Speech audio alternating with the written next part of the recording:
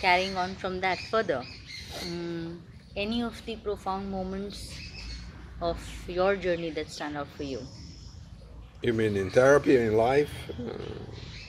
in your therapeutic life or the Uh, life of the therapist in you, if I put it like that? well, I have been working therapy for 30, 35 years, you know. I have so many happenings in many moments that happen in psychotherapy that really stands out in a group and individually because I have worked individually and in groups, and I have taught at different universities, and those also, my courses at universities are like the same thing that I do with what you learn. That's how we, Yeah. you know, and there are so many moments, and my book is about that. You know, the miracle moments are Yes. about that because I wasn't interested in doing research, but I was not interested in doing that kind of research that you have control group and you have, you know. Yeah. Uh, and when I found Rogers and John at the university, I realized there is another way of doing research. So I went interviewing people about what Rogers called the moments of movement. He inspired me in to get to that. And he had a little paper called Moments of Movement. I don't know if you know about it. And all my research was in that. So I went around interviewing. From the point of view of psychotherapists, I would like to know what would happen in the moments that would change things in therapy. What would happen uh, in those moments where insight would come, learning would come, you know, and Yes. there was a shift in the process of psychotherapy. So I studied those moments from the point of view of the psychotherapist. So I interview what I thought was master therapists. So I interview a Freudian, I interview a Jungian, I interview Rogers, I interview Virginia Satie, Yes. you know, all those people. I interview Gandling, you know, Eugene Gandling Mm. from focusing. So I interview a lot of people about those moments, you know, because I was Mm. really interested. And that comes from my personal history because as a soccer player, there were moments in the field that everything seemed to work, you know.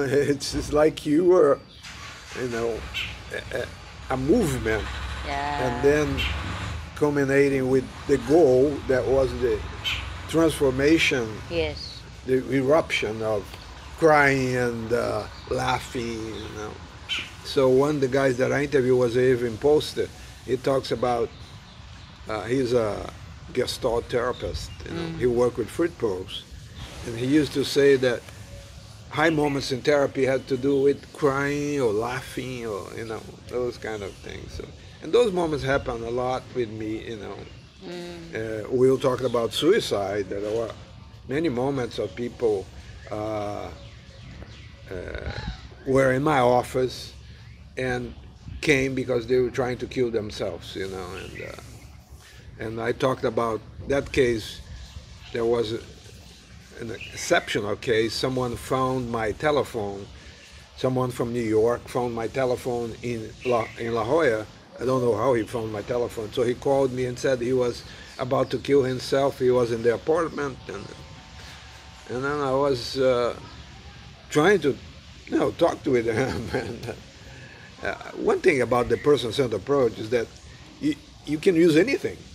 You know, you're Mm. not, you know, you can be directive, you can be non-directive. This is what happened, you know. Yes. You do what you feel for the moment. That's what I was trying to Yeah. address in the training, is that we are, oh, I have to be non-directive, or I have to be directive. No, you have to come from here.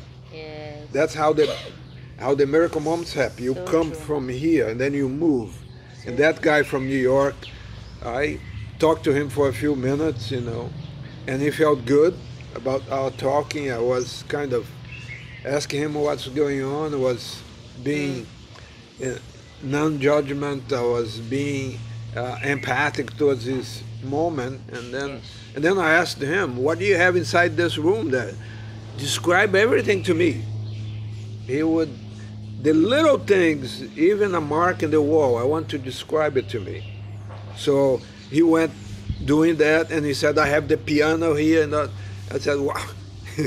This guy has a lot of things, and he's trying to kill himself, you know.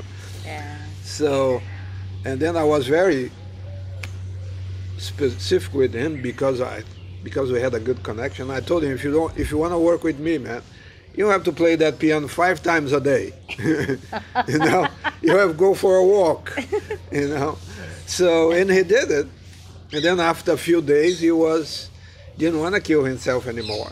You know, and he felt very connected, and we had another like a week or a month every week on the phone, and then I refer him to someone else that was, you Nearer to know, him. to Ruth Stanford. I refer him to her. So she was a good therapist, and that was did it for that moment, you know. Yeah.